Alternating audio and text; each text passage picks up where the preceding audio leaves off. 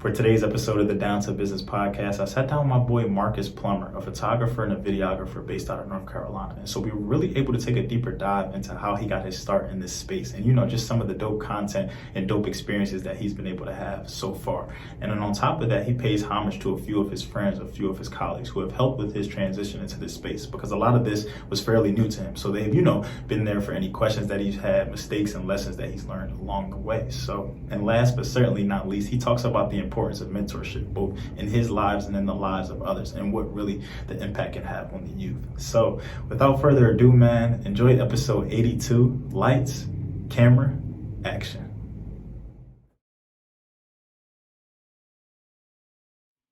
All right. What's going on, everybody? Just like to welcome you back to another episode of the Down to Business podcast here with Marc Turner. And the guy I'm sitting down with today, man, it's a long history, but I love every bit of it. I was actually able to meet Marc at ECU. And so originally was very interested in a lot of what he was doing, especially more so working with an organization by the name of Collegiate 100. So really right up my alley when it comes to, mentoring, when it comes to really giving back to the youth, making sure that, they are empowered, inspired, but also, motivated to just do better, whether you not have the best role models and father figures and examples in your life to lead from. So really love that. So Collegiate 100, just in short, really consisted of, we mentoring middle school kids. And so we traveled there kind of weekly, whether it be, sometimes we came with a lesson plan. We came with just different lessons that we wanted to teach them, from chivalry to how to tie a tie, to just being respectful, to just the importance of education, and even a glimpse into financial literacy. So from there, we were able to see them, graduate. We were able to go to basketball games, practices. It was really just good. So, Marc really had, a great impression on, from the beginning, and just saw, but, it didn't just stop with the kids. Marc is an advocate for all people, especially his people, man. So I really just love everything that he's doing. But even more so recently, I've been tapping in a lot with his content. He's really got into the photography and the videography space. And I love, just everything that he's doing, just his creative mind, just how he's keeping the content diverse, from working with the kids to working some weddings to working different events. So very excited to get into this conversation. Very excited to, see what he's been up to, and really just some experiences that he's had. So Marc, how you doing today, bro? Man, I'm good, man. I appreciate that. That was a dope intro and everything too, man. One thing I can say is I'm appreciative of the fact of how we got to know each other. Cause like you said, we got to know each other through Collegiate 100. And I remember, as we were just doing intake, I noticed like you amongst a few other people as like young leaders who wanted to reach out to the next generation. And that's something that we definitely need in society, young Black males especially, that reach out to the young community and want to do it out of the passion for it. And so that's what had me reach out to you. And you were always energetic and always happy and always excited to reach out to the kids. And then knowing your background and everything behind it, you were really there for it and really passionate about, just getting that going. So, man, definitely appreciate the shout out. As he said, I am Marcus Plummer. I am a videographer / photographer. Funny story, I also full-time job is working as a college advisor for the kids that we mentored in middle school and everything. So through networking is how I actually got my job doing that. But I help the kids that we were mentoring in 6th, 7th, 8th grade. I'm helping them get to college. And so it all turned 360 and everything. So it's just been great. But I appreciate you staying tuned and everything on the content. And also I love what you're doing with your content, man. It's just a lot of growth, man. A lot of growth. You, man. I appreciate that for sure. And I love that. I love the fact that, like you said, it was able to really come full circle. Some of these kids who weren't even thinking about college at the time, who were really just still making it through middle school, really just had that naive, just wanted to play sports or just wanted to be cool kids, whatever the case may be. And now, really looking at life in a different perspective. But the fact that they've been able to have you there as a role model the whole time, I think that's important, man. I love to see that. So with you getting into, obviously what you do from your 9 to 5 and really being able to have that position, how did that, if at all, really motivate or propel you into kind of the creative space, the photography, the videography? Like, where did you really get that start when it came to making this content? I'll say that me doing my 9 to 5 definitely helped understand everything, because creatively I'm watching as with my students and everything, they may be doing something like sports, or they may be doing some events and everything. I'm like, man, somebody really needs to capture things like this. It's the beautiful moments of the world and everything that people just need to capture. And, the networking aspect of things too, because the people that were close to me were what brought me into, for photography and videography. Like one of the teachers, he did full time S. Creaky Photos, Provisions Media. He did photography, and he brought me on. He was like, "Hey, you want to help me out?" And so I was like, "Sure, I got you. I want to do it." And so he brought me in, and I'm doing like side camera, and I'm learning the game, and I'm like, "Man, this is great." And it's networking through the school, with this teacher. And then my brother that I work with now in the Legacy Works Media, his name is Jamar Sampson. He also works as the director of education for the Boys and Girls Club in that whole area. And he was the one who really was like, "Man, I want to hire you on as a videographer." And I was just like, "Yeah, cool." And he helped me get my first camera. And since then, or whatever, we've just been producing, as you said, weddings. Small business is a big thing that we promote, especially around the area. Nonprofits, events, and then I started doing stuff just with like sports and stuff like that too. So it's definitely the networking aspect that really helped with the 9 to 5. I love that, man. And it's something that I also paid attention to that you said was capturing the beautiful moments of the world. But then kind of on the flip side, no, not on the flip side, but kind of in another breath too, you also said that, this is for a big focus of yours is just the nonprofits, it's the small businesses, just those creative people out there. So have you found that, in working with these people and working with some of these smaller businesses and working with some of these entrepreneurs and creatives, that these are services that they've been needing or that they've been kind of longing for, but it's not always easy to be plugged in. It's not always easy, when it comes to just monetary things. When it comes to videography, promotion, anything like that, this stuff can get expensive. So have you found that these are things that have really been able to help these businesses?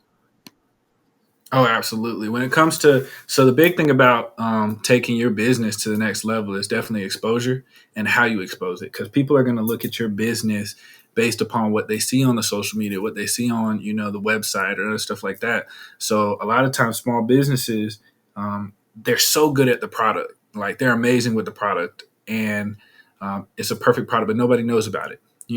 Social media may only have like 50, 50 followers and everything because they just haven't gotten the exposure or the proper video to show the exact moment or the exact product that it has. And so we're working with these small businesses and working with these nonprofits.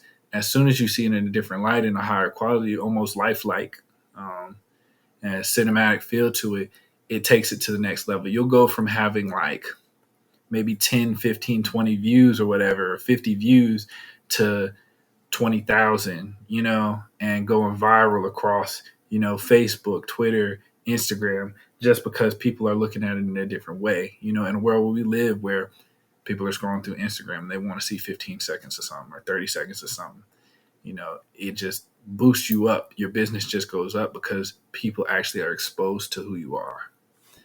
It's a cool perspective too. And it's actually funny. That's timely that you bring that up. I was actually talking to that to my roommate, honestly, just about how, nowadays because I was talking about how I upload like my full episodes to Instagram TV sometimes, and I check my analytics, and obviously I'm not expecting people to be tapped in, but I pay attention to just when people cut out the videos, at what points they cut out, what was I saying or what was going on at that time. But naturally, like you spoke to, just in the nature that we are today, like it's hard to just get somebody to just sit there and watch a 20-minute video or a 10-minute video off the phone. Like you want to scroll, you make it a text, you may click out, you may just, but the thumb can do so much. We can have so many windows open, you can switch back to your music. It's just not the nature. So if you can capture somebody's attention, in just that little scroll or just that ad or just that first 10, 15 seconds, it's really the element. But like you said, then it really gives more exposure. Well, it's just like, oh, they had a dope, clip now. But, you scroll through some of their other content, maybe it was just pictures or maybe it wasn't being posted as much. So I think too, it can even be motivating to some businesses, to some creators to just start getting that exposure, to start seeing that,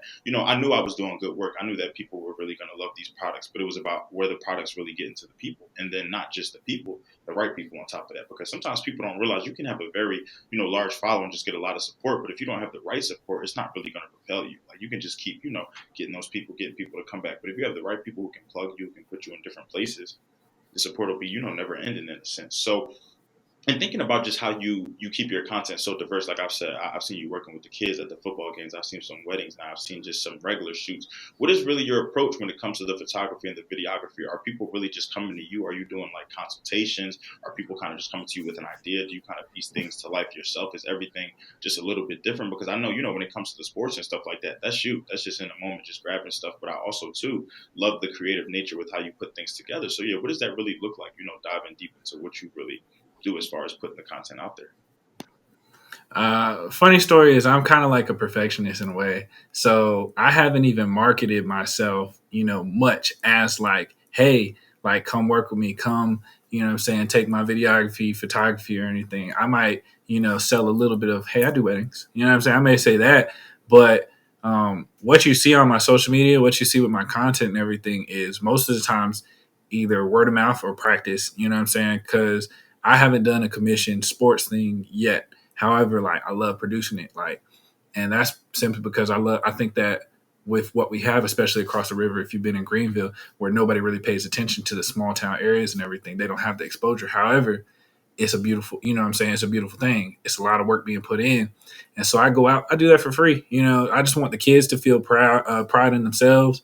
I want the area to feel pride in themselves. The next thing you know, everybody's like, oh man, that was amazing. You're going to produce some more stuff. You're going to produce some more stuff. I will, and that's all, for the free because I think it's beautiful. And so when I see something with a beautiful moment, that's when I produce stuff. It may be the sports, it may be an event, it may be, my own, I play saxophone on the side. I know you've seen a little bit of that too. But for the most part, as far as it goes with the business aspect of things, I do put it out there, and then based off of what they see on social media, they'll be like, hey, do you do weddings? I'm like, yeah, I'll do a wedding. So they'll be like, hey, do you do birthday parties? Yeah, I do a birthday party. So that's how I produce my content is more word of mouth. Eventually, I'm going to start putting out there, hey, if you want to book with me, do this, that, and the third. But as of right now, I just been word of mouth. When you come, Blessed to have yeah, it too. man. When you come into something and the focus is not really the money, it's just it makes you. I feel like it opens doors unimaginable. It takes you just to new levels, to new heights. When you're doing something and money is just constantly on your mind, or even constantly funding the passion more so, and that's just the worry that you have.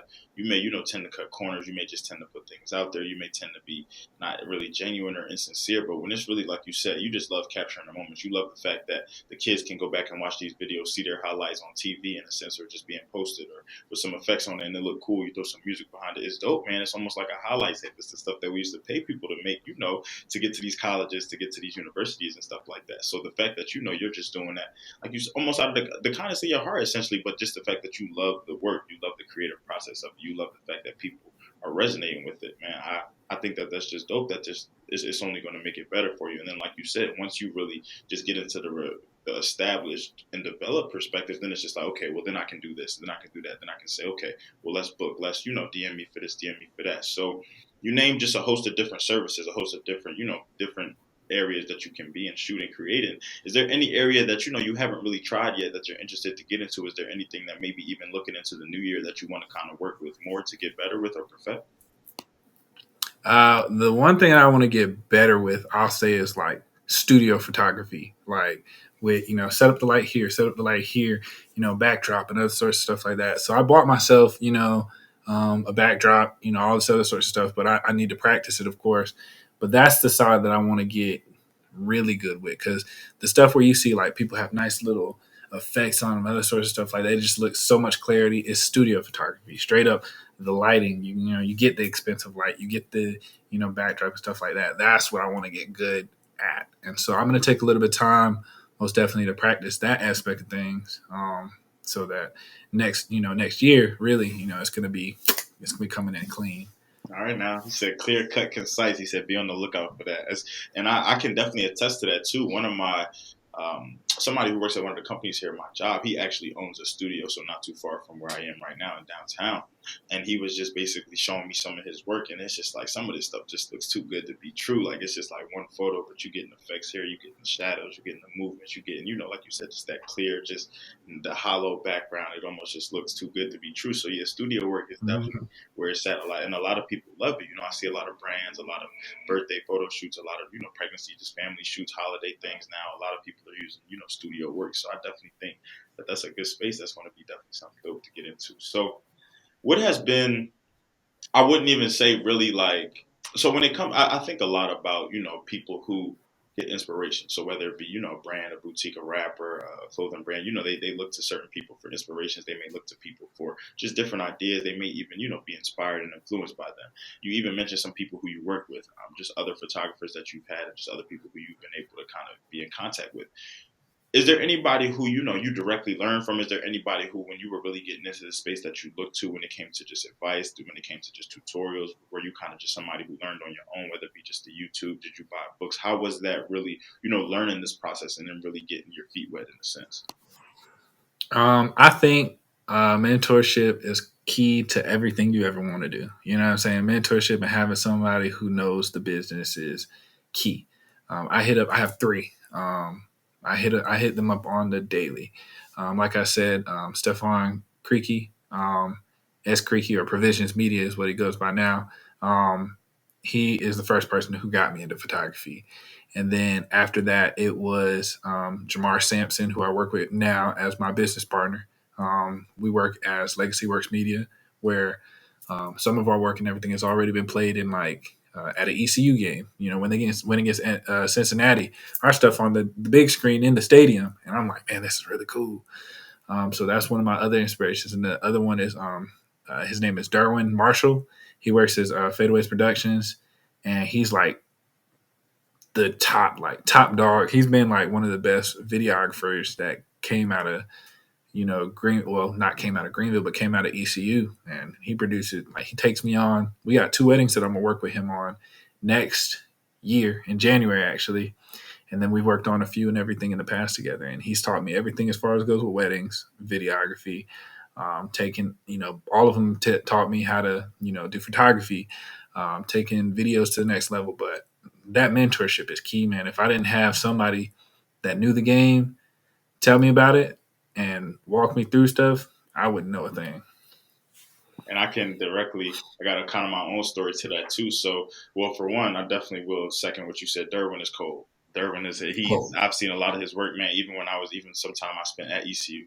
Cold. So, and even congrats to you, bro, having your work played on the big screen like that. I didn't even know that. So that's, it's only up from there. That's really good. And even for it to be your alma mater at that too, I know that's got to be a great feeling. But so I remember I got the opportunity when I was in grad school. I got the opportunity to go to the Syracuse versus Pitt game at Heinz Field, so where the Steelers play, and I was basically assigned. They sent 2 people, so one was sent as the writer for the game. So they kind of sat up in the press box. They watched the game, got the stats, and they kind of did a write up at the end. And then one was sent as the photographer. So I got to be the photographer. So you're pretty much on the sidelines, like almost like the real game, like photographers, like just working around. You got your credentials, get some flicks, and then we had to submit it like later. So I remember getting out there and obviously thinking like I knew how to use a camera. I knew the basic functions. I knew enough that I felt like I could get out there and get some good shots. But that's when my first encounter with you're shooting. This is not like still people or just, things that I can just catch a look over. This is sports. This is movement. This is fast movement, continuous movement. This is stuff that my first couple of shots, I'm like, oh, everything is blurry. They moving too. I thought the camera was, so I'm out there struggling. So a guy sees me and then it starts drizzling at that. So I'm seeing all these dudes out there with the, how the cameras look with the scopes. They got them sitting on the stakes. They just and all I'm just hearing just they just moving. I'm just like, yeah, so I'm looking around like, but these dudes are like in it, they at different angles, and I'm just sitting on the side like, yeah, this ain't really working for me right now. So, guy comes over to me. He literally opens up he makes me take the camera off. Like, he goes through all the settings with me, tells me what means what. I look at his, he looks at mine. We kind of compare. Then he makes me start shooting. Then he makes me change some stuff on my own to make sure I remember. It made me start shooting again. So that was my first real but it was the fact that you have to be open, like you said, to that mentorship. You have to be willing to know that. Look, I'm not by no means am I a pro at this. I really don't care. Even if you've been doing something for so long, I brought people who have been in their craft for 5+ years, 7+ years, 10+ years. They still always will admit that they can learn from this, that they're not the best. There's always room for improvement. I love that idea. So the fact that I was able to say that. Look, I need help. I'm struggling right now. I know that 1, this is for an assignment, so I'm being graded, so I can't just turn in any mess. But 2, I really don't know what I'm doing out here. This is really not working for me. I don't like the idea of being helpless. So seeking that help for me was really my first learning moment. And even now, when you look at the cameras, you see that there's so many different modes. So you have to be able to visualize that. Photography is really a lot harder than people think. Like I said back then, I knew it was more than just picking up a camera, getting some shots, but I thought that, okay, sports can't be that bad. So I seen them first 10, 20 shots. I'm like, yeah, I didn't capture a single moment. The only thing I really got was the football or maybe a referee. But that game, it wasn't working for me. So that's really kind of, you can learn from people and be in situations like that. So then now I kind of want to pose that question on to you. I know that obviously, going into this, you had some ideas. You probably even had just some experience just doing things on your own. But was there any eye opening? Was there any something that, once you really got involved in this, once you were producing content or getting things back to people, that you really had to learn, that you really had to take a step back and be like, "Dag, I don't really know this. I need to either get better, reach out for help, seek advice, or, this is really a learning moment for me." I'll say the one part that um, I noticed that I just had to get better at was editing. Like you can watch anybody's video and you'll be like, oh, they should have did this, that, and the third. And then when you actually sit down in front of whatever editing service that you do, oh my gosh, when you sit down in front of, I use Premiere Pro. And when you're sitting down in front of Premiere Pro, you're like, I don't know what the hell I'm doing. It sounds like it'd be a simple flip or a simple cut here or something like that. And you're just like, I got to do a lot of research before I start, doing this. And so I remember for a whole summer, I didn't produce any work because I sat down in front of Premiere Pro and was like, I don't know what to do. And I thought it was going to be my most productive summer ever, but it just scared me. So I needed to seek that mentorship and I needed to seek that help just to get me through learning Premiere Pro. And I had to use my resources as far as it goes to YouTube and just other things. And the little things where YouTube can help, but to have a person who's done it to give you just a little tip like, hey, you should try this out. It changes the game, And so that's where I would say that I needed that push or that help.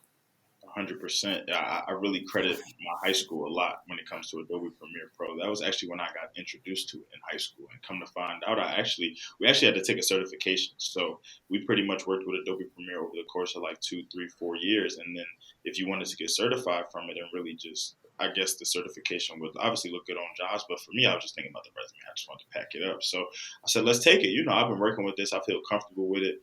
Man, I barely passed that certification. Like, barely passed it. Like, just got the certification to the fact where I was very proud of it. But I was like, that was really hard. But it opened my eyes to, even Adobe Premiere Pro is such a complex program. Like, whether people know about it, don't know about it. But I will say that when I got to ECU, it helped me a lot because it wasn't my first time. It wasn't my first rodeo with it. And I was watching, some of my classmates struggle. And in a sense, I was kind of helping them because I just knew what a beast was. And then take it one step further, when I got to Syracuse, when I got to grad school. So, grad school, you're messing with different age groups. You're messing with people who are older than you, could be way older than you, could be right kind of there. So they're getting introduced, some of these people, to Adobe Premiere for the first time, or some of them, took some years off, wasn't really sitting in front of it all the time.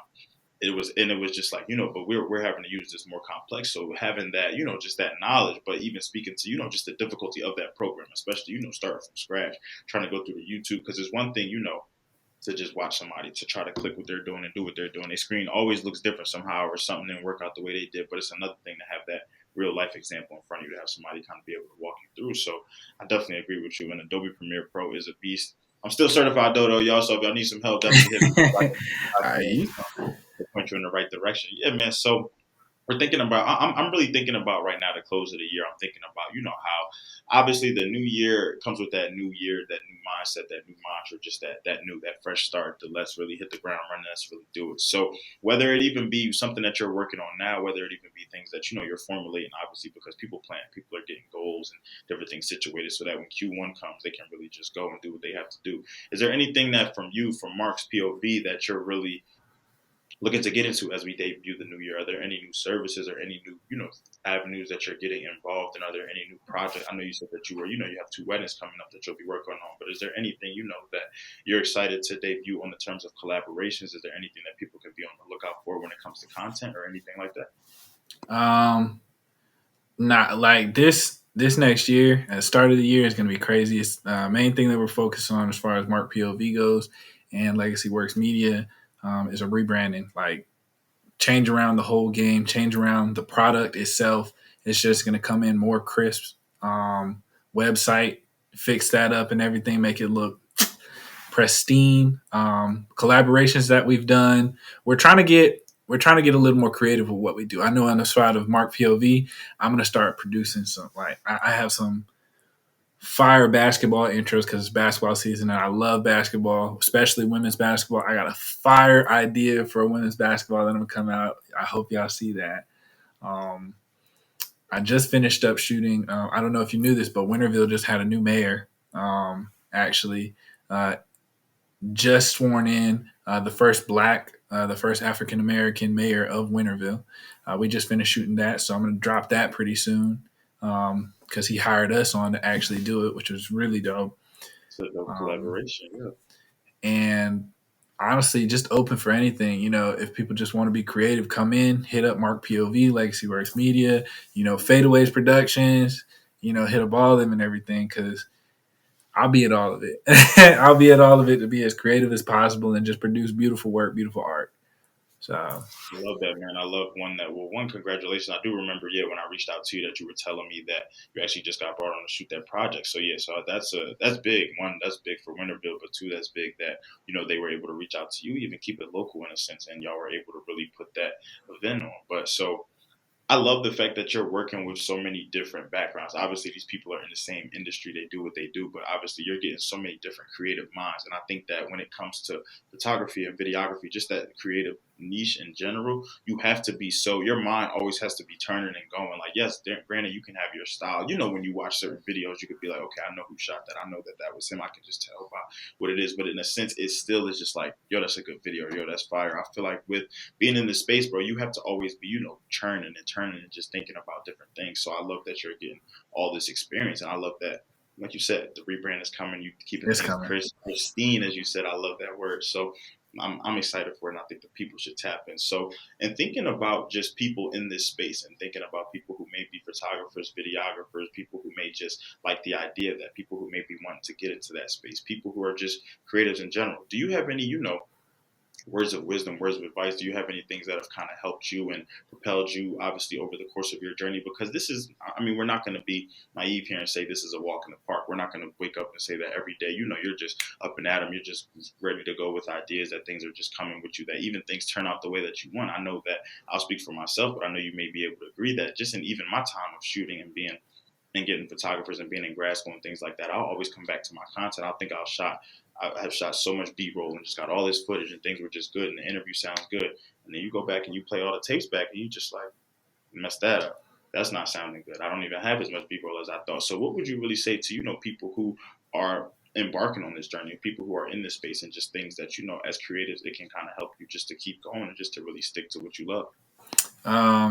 I have two things, two major things that I say are major help to me. Is first thing I'll say is be okay with making mistakes. Your first project isn't going to be as good as your next, and it's not going to be as good as the one after that. And you're always going to look back at whatever product that you make and think, the first you're going to think, man, this is a really good product.